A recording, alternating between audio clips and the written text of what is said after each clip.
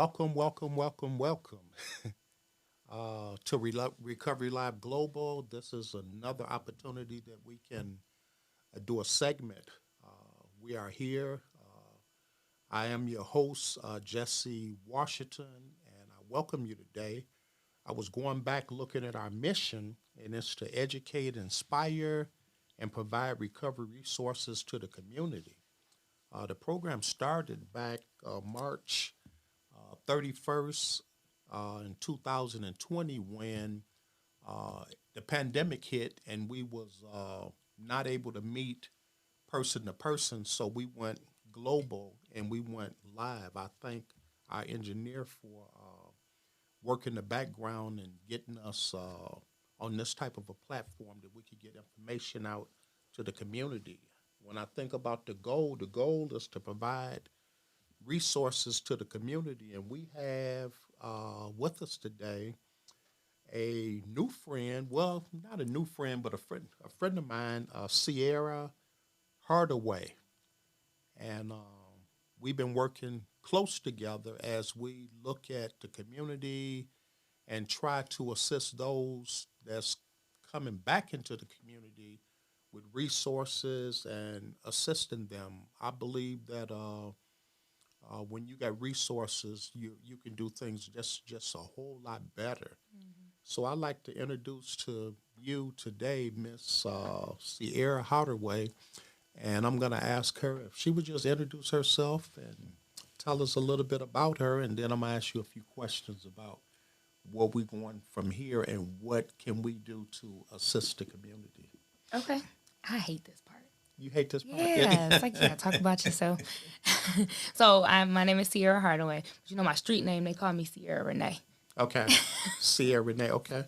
That's that's just what my branding name is as far as like the therapeutic services that I provide with the business and all of that. I'm a clinical psychologist, so I provide faith-based psychological services out of a private practice in Westland, Michigan. So I do reentry services for the Department of Corrections as well. Okay. I'm just a servant.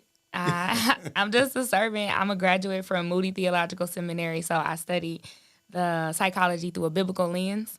And so I just try my best to integrate theology and psychology into the community where I feel like it's going to be impactful.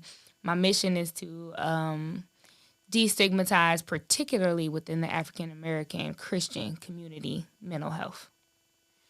Wow, that's a lot.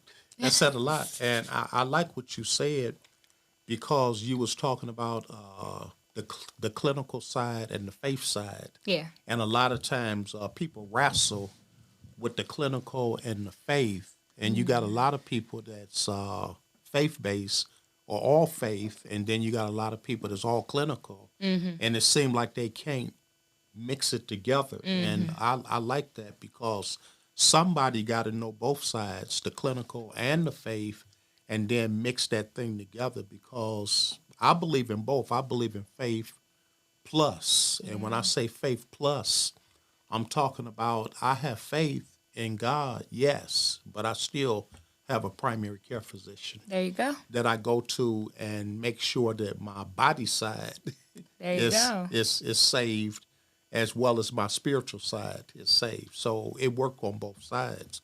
And when you think about it, you say that your mission was to help and guide and make resources available to the African, primarily the African American generation to assist them with this thing. And then you said mental health. And Yeah. mental health is, I like that new term, mental health, instead of mental illness. Yeah. There Yeah. was a time it was called mental illness. Today, we're saying mental health, and it's because of the stigmatism that was associated with just the language Yeah. itself. It had a stigma like mental illness, and when you say illness, automatically you talking negative to a situation. But when you say mental health, and that's more user friendly to the people that's struggling in that area, and they need psychological help sometimes, medication, sometimes faith, and to intertwine that all together, I think we'll get good results or better results when you intertwine it like that. So How you say you have a private practice too that you're working with? I do. How do that work? How's that working? So I have a private practice in Westland, Michigan. So I have 3 office suites where I actually have a couple coworkers that work alongside me on we got the same vision as far as like what we would like to do with our practices. Hmm. We were in person, and then when the pandemic hit, we went virtual, but we still offer both in person visits as well too.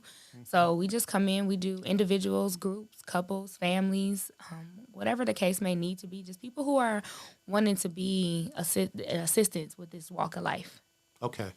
Yes, it's interesting, and sometimes there's stigmatism as it relate to saying raising my hand and say I need assistance in this area because of the stigma associated with mental health, substance use disorders, and the penal systems. Because of the stigma, people don't want to raise their hand, but we have to break down some of those walls and let people know that it's I mean, ain't nothing wrong with getting some help for yourself. Ain't nothing wrong with getting tapping into the resources for yourself, Not at and all. then moving the stigma as it relate to it is what we really trying to do. It's hard for a person to say I got a mental health concern or I got a SUD or substance use concern or I have a background of criminology, which now have stigmatized me as a person that coming back into the community look at them different. Yeah. So there was a term that changed. We call them new citizens Yeah. rather than ex-offenders, That and return. that's Yeah. and that returning citizens, and that help us out a lot. And a lot of times you find out that people that's coming from the penal system is intelligent and smart and have a Oh lot of yeah. skills and able to do a lot of things given the opportunity and the chances. And so we work with helping them get expungements. We work with helping them get housing. Work with helping them get employment, food stamps, medical coverages, family reunification. It's just so many areas that they need. And I'm noticing that a lot of individuals just coming through the penal system, when they first come home, they feel they got it together and they know what's going on. And I just say, hold Yeah. on. Out here in the real community, it's a little bit different than it is inside or incarceration. And so I try to get them to at least open themselves up to some supports out here. And it's just so valuable. It's so valuable. But I'm a man. I'm proud. I mean, I'm so glad to have you, man. This, I'm glad to be here. I'm I'm glad to so be glad to here. have you. Yeah. Talk to us. I mean, what up? What else? I mean, how did you get into this field? God. Oh God. Okay. Okay.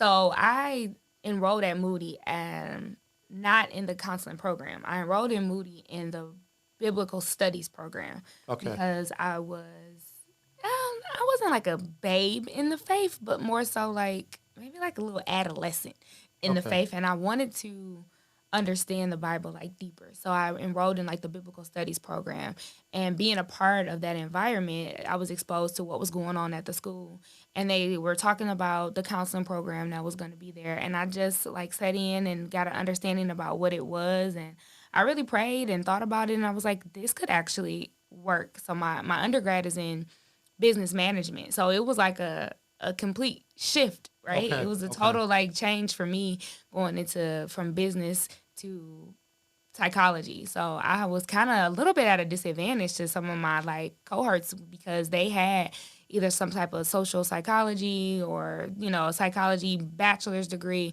I remember sitting in class like, who are they talking about? Like, what is going on? Yeah. But I really think it was part of the purpose and path that God wanted to put me on. Hmm. And my friend, I have a one friend. She would always call me her friendapist, and that to this day, that's my tagline, the friendapist, because I really believe that like rapport is something that's super important to the therapeutic process.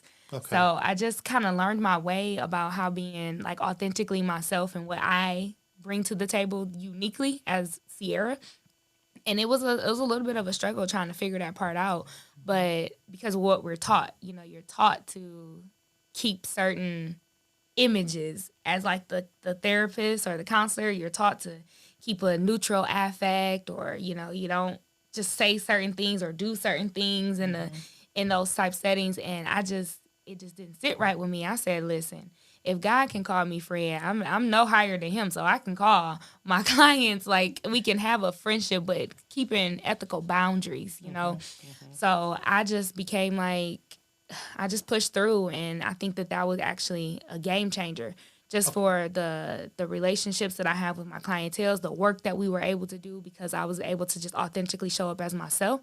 And I just appreciated that version of me is pretty much what they needed in order to really have this relationship work, right? So me and my clients, like, we have a really good therapeutic relationship. I'm really invested into them being elevated to the best version of themselves. And how I started working at the prison, it was just, I don't know, I was applying for jobs, and one day this lady called me and asked me for like all kind of personal information. She was like, I need your social security number, your driver's license number. And I was like, wait, who is this? Like, what? It's too much fraud and things going on to just provide somebody with this information. And so I did a little bit of research, and I was like, I didn't apply for this job. I don't know why. And to be quite honest, my testimony is I had a real bad taste in my mouth about people who were in prison, because I grew up with a father who was in and out of prison.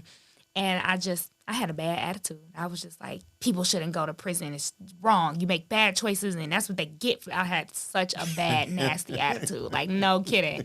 And when I started working there, it was just a total shifting, just understanding different people's stories and having to help people who were in those situations who I once kind of like turned my nose up to. It was just God's way of like showing me, like, listen, who you think you are? Yeah, but for the grace. But for the grace, like, who do you think you are? And like, you have a purpose in this place. And honestly, like, I was going through a divorce at the time when I first started working at this job. And I literally asked God for a dollar amount. I said, God, this is how much money I need to make in order to sustain myself as a single, right? Mm-hmm. He gave me $3 more than that. And I said, this got to be it. This got to be it. Yeah. And it worked with my schedule. It required a master's degree, but at the moment I hadn't graduated yet, but they took me anyway. They was like, you gonna graduate? And I was like, yeah. Okay. Lord willing, I will. That's the plan. And they say, okay, well, we want you. We gonna go ahead and hire you on a contingent basis based on me graduating. And so, hey, I was making the highest amount of money I had ever made. Fresh out the gate, I was just like, oh yeah, order my steps, Lord, order my steps. And it's been like an amazing experience ever since then. Like, so many connections, so many networking opportunities, just so much impact, and just things that not just. I see the good work in there, but it's also changed me as an individual, just how I feel, what I think, the work that I want to do, where I want it to go. It's been like impactful, life-changing. Yeah. Have they ever asked you, well, wait a minute, how are you going to help me? And you never experienced some of the things that I experienced. Have you ran into that a little? No, because I cut them off before they get there. Uh-oh. I cut them off before they get there. I let them know that I'm not here to say that I can relate to you. Okay. That's not why I'm here. I'm not here to say I relate to you. I have knowledge, I have information, I have tools, and I really believe that we can work together to get you to where you want to go. Okay. So I've always thought about that too. Like, what do you mean? Yeah. But so I always cut them off before they, like, that's a part of my spiel. Like, in the introductory session with me, it's like, listen, I'm not saying that I can empathize. I can sympathize, but I can't empathize with you. I've never wore blue and orange. Okay. I got arrested one time, but it was just an in and out situation. Yeah. So I cut them off right there and let them, I kind of manage the expectations of what I am. And I think that also kind of helps break down some of those barriers that they have, because unfortunately there are some people who are just working a job, and they're kind of callous to the system because they've been, they might experience a lot of difficulties, right? And that was one of the things that I asked God for. It was like, help me to not be callous. I I don't want to say some of the things that I hear, like, oh, they'll be back or I'll see you later. Like, I want to keep that hope that this time is the last time. This Okay. is going to be the moment that is going to be impactful in their life. Because I think that that really helps to keep the morale. And I think when somebody feels like you have hope in them, I think they feed off that. And That's very motivational for them. and they do better too. And they do better to And feel they like do they better really have a supporter just knowing and not that. somebody that's just punching a clock. Okay. Yeah, that's yeah, it's really supportive when you do that and Yeah. you have people like that. A lot of individuals, you say you cut them right off at the path. That's a good process because a lot of clinicians and different therapists and counselors uh, run into barriers when it comes to relating with people Yeah. and that population. And sometimes it can be a turnoff Yeah. because they say, if you ain't never done it, how can you help me? And that can be kind of like a turnoff sometimes because people can see through you. Oh yeah. You know, they can see the sincerity in your heart. They can see right through you. They know if you there to help them or if you, just like you say, punching the clock. People know that. Yeah, they And do. when they feel that, it causes barriers in their processes of growth and things like that. So it's just good. We're gonna pause now for a station break, Okay. and we'll be back in just a minute. All right. I'll be here. Well, you might be out there and you want to support the Recovery Live Global efforts. You can do so by purchasing one of our Recovery Live Global t-shirts. So I'm wearing one. If you look at it, it's here. We're moved into merchandise. So you can call us at 313-694-2140. That's 313-694-2140. And just say, hey, I want to support the ministry. I want to support Recovery Live Global by purchasing one of our Recovery Live Global t-shirts. And I had shared with those, if you live in the metropolitan area and you want a t-shirt, I'll deliver it. I'll deliver it myself. There's no cost for deliverance. So call us and purchase your Recovery Live Global t-shirt in support of the Recovery Live Global show. So support us. It'll be a good thing. Well, we're back. I am your host, Jesse Washington Jr., and I have with me today Ciera Hardaway. And we've been talking about the community, educating the community. We've been talking about providing resources to the community. We've been talking about inspiring the community, and we need all of that. Right now, it's a terrible taste in our mouths as it relate to the community. They flashed a news flash that they seen a guy walking in my neighborhood with an assault rifle, Oh and this was wow. yesterday. And I was saying, what a news flash in my neighborhood, assault rifle. So I'm thinking, I was talking to my wife. I was saying, man, it's and I had just heard the things about the schools and different things going on, and it just put me in a in a personal consciousness to think about, what's really going on, Yeah. because things can happen so fast.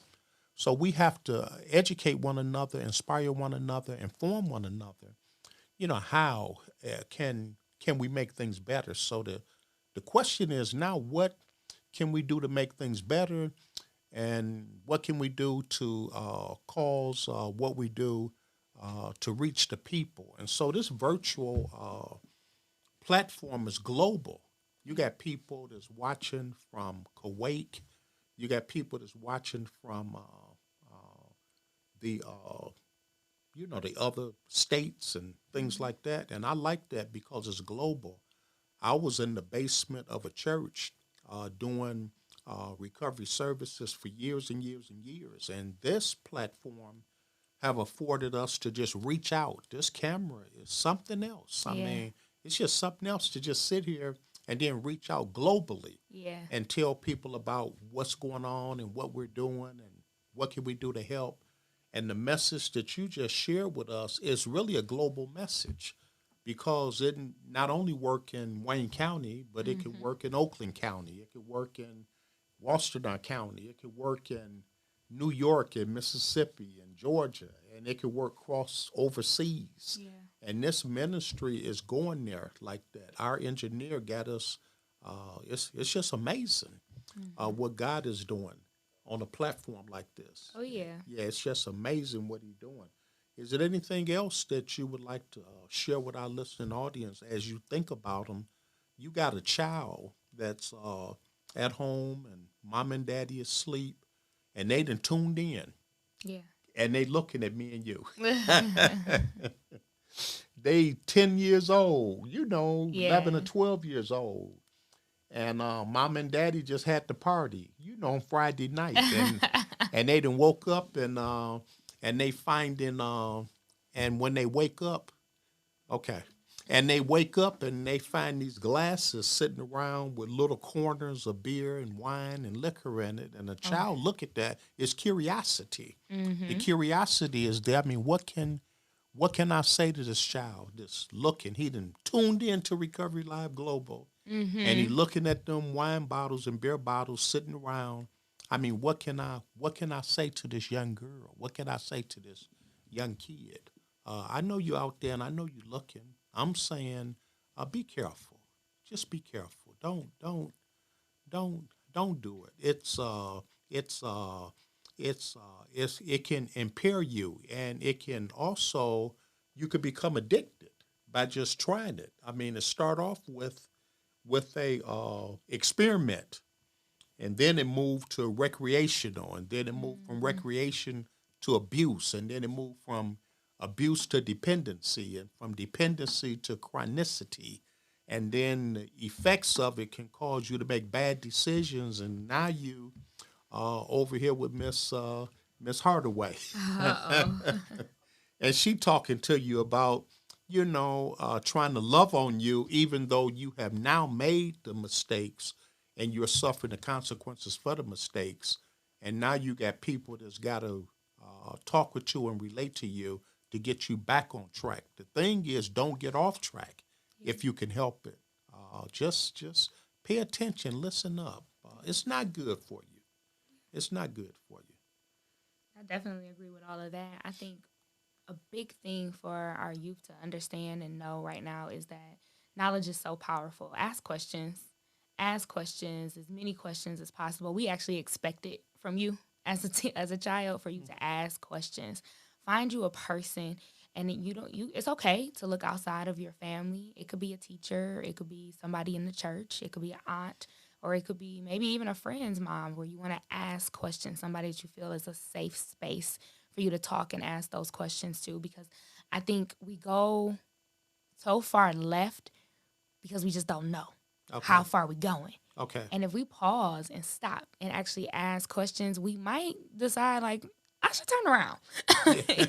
I should turn around. There's a saying that says curiosity killed the cat, right? Hmm. And I think it's good to have a healthy level of curiosity, but you should always have a system or some people like in your community that can help you along the way.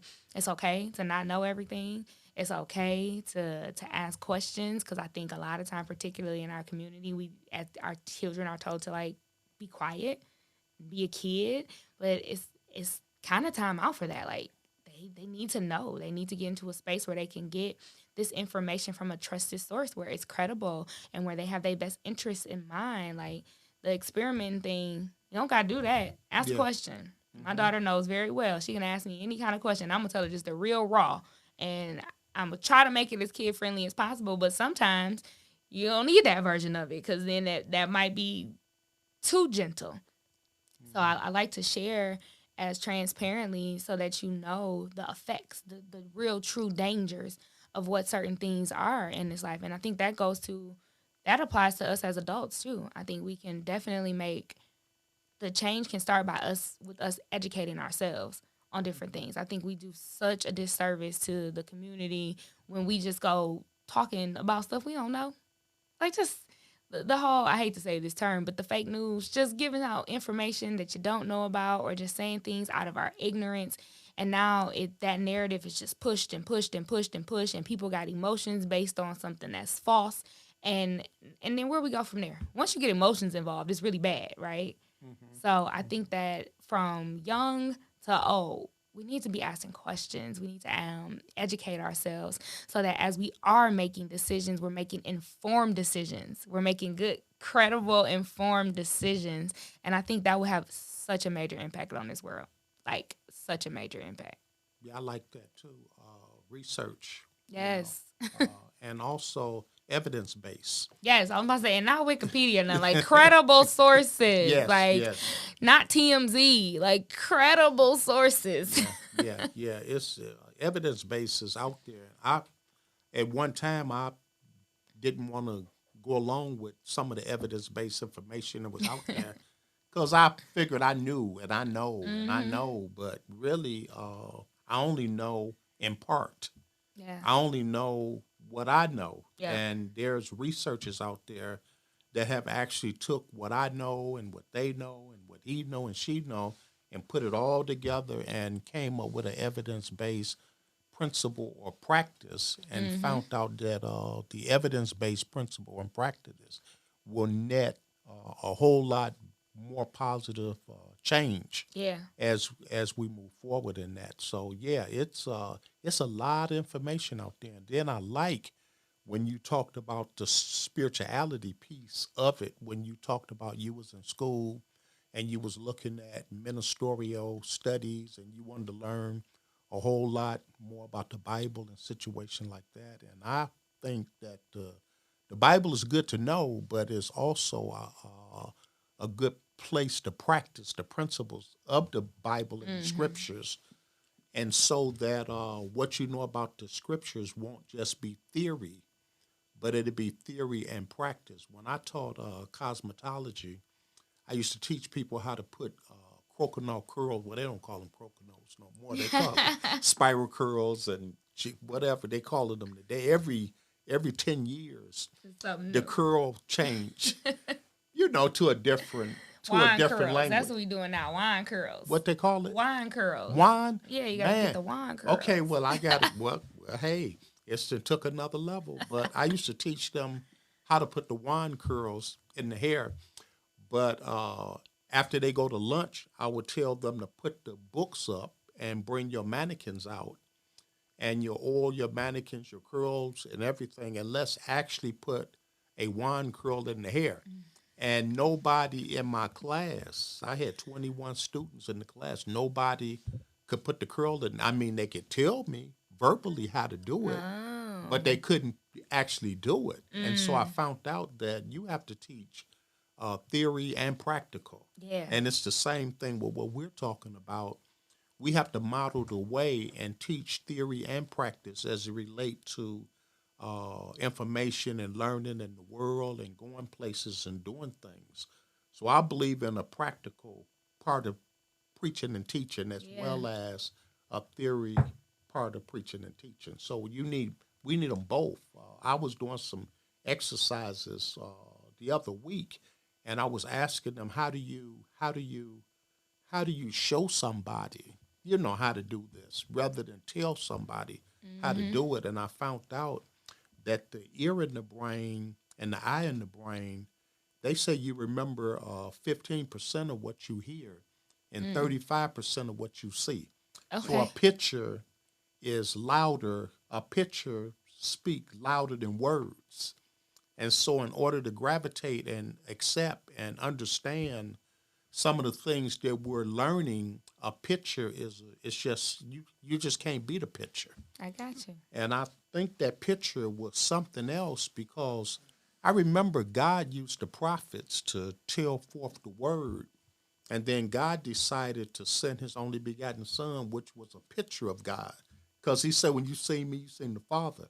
So that picture spoke volumes than what a word would say. And this is the same thing today with learning.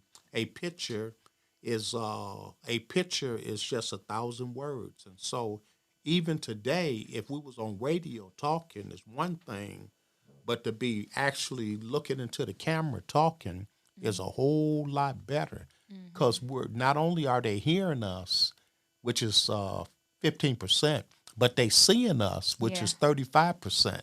And so we're just like I said, our goal is to educate, inspire, and inform the community about positive things that we need to know about change.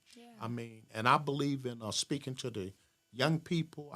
Believe in speaking to seniors, and I believe in speaking to every age bracket out there. And our show have taken on so many different individuals that can come on the show and talk positive. Till I'm not limited on who comes to the show. And so I am so happy to have Miss Hardaway Yeah, I'm happy to be here. This on is the show cool. and just talking about the name of the show is Recovery Lab Global. But recovery is not just alcohol and drugs. Because just because you're abstinent from alcohol and any mood altering chemical don't mean you're in recovery. Recovery is a mindset and it's a lifestyle change. That's good. And everybody needs to have a little recovery in their life. That's true. Yeah, everybody needs a little bit. So when you think about it, man, I'm glad to be here. This is another segment of Recovery Live Global. Uh, I'm your host, Jesse Washington, for those who tuning in a little bit later. And I have with me today Miss Ciera Hardaway. What you like to leave them with? I mean, is it anything you like to leave our listening audience with as you think about it today? Put me on the spot. Um, you can follow me on social platforms. Okay. We can do that. I share kind of like informational tips that's there as well. I'm looking to expand my in-office location to the downtown Detroit area, so I'm really excited about that. So we'll hopefully be able to reach more people who want to actually come into the office. I know virtual is a very viable option, but some people really like to just sit down on that couch. Okay. Like sitting down on that couch, something about that couch. I have so many people that say like, I don't know what's wrong with this couch. I'm like, I think it's the right thing. Like I'm just sitting here and you're crying. So maybe it's God is in that couch or something. I don't know.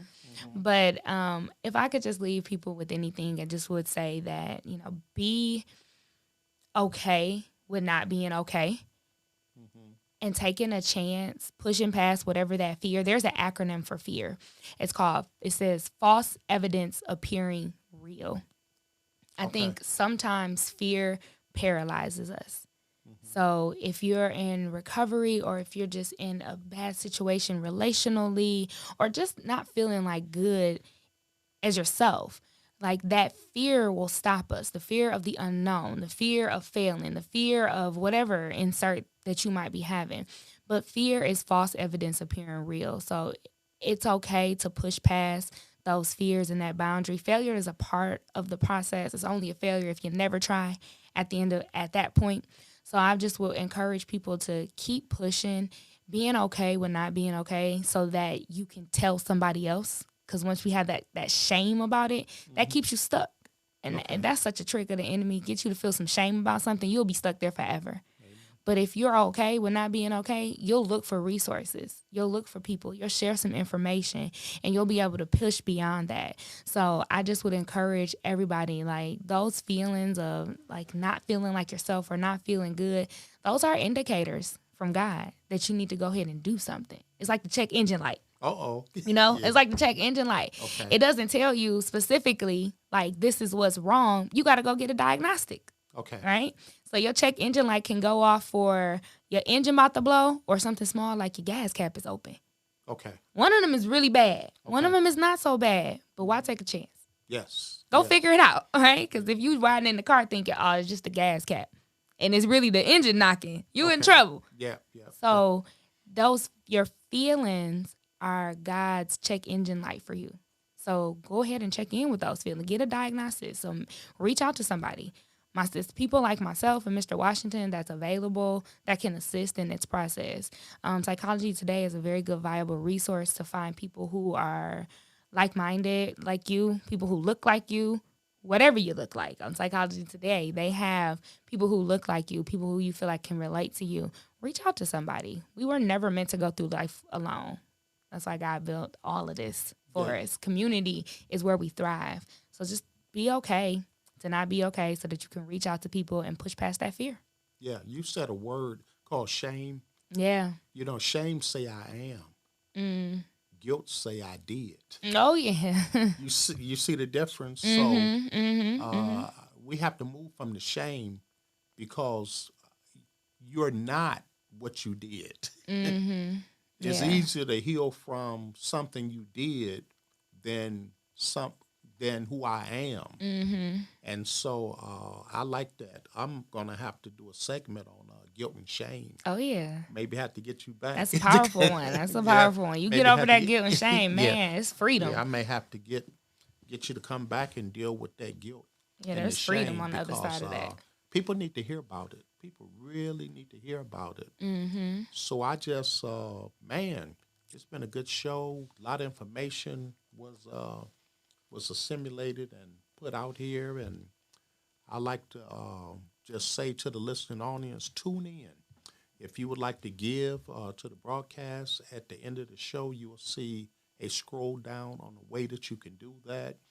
I like to also say that on June the 11th, we'll be having a outreach, community outreach event on June the 11th. It's going to take place at the Four Angels Garden in the city of Detroit, and we'll be there from 1 to 4.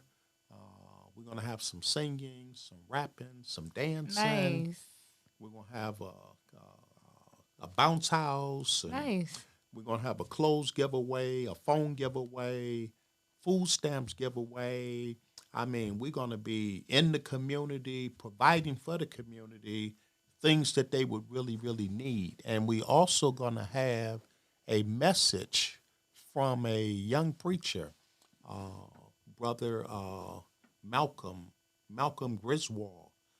He's going to be sharing the word. And so we want to do something out in the community. It's one thing to do things inside of the walls of different places, but it's another thing to take the walls off and go right into the heart of the community and take them the same resources that we're talking about on the show. We'll be taking resources out to the community. So if you would like to, you can, you'll see my number as we scroll forward. And if you would like to do a, what they call that, vendor table for information, a vendor table that you might want to market some things that you might have, we're going to have a nice event. So I'm plugging our community outreach event, June the 11th on today's show. So if you're in the city and you would like to be a part of it, give us a call and then come out and support us. We're trying to make a difference not only in the walls but out in the community. Yeah. God has been good to us, and we want to let you know. Yes. We want to let you know. So we're looking forward to that event, and I just want to take a minute to thank Miss Ciera Hardaway for coming on the show today and sharing with me. This is the first time I've seen you, not virtual. I know, right? In person. This is the first time. You're real. Yeah. I've been virtual. We've been virtual. It's the first time I had a chance to see you, right here. Right. We could bump elbows right. and get some work done. So I just thank you. This has been another segment of Recovery Live Global. Stay tuned. Much more to come. Yeah. Much more to come. So God has been good, and I'll see you on the next Recovery Live Global show. Have a good one. Amen. Amen.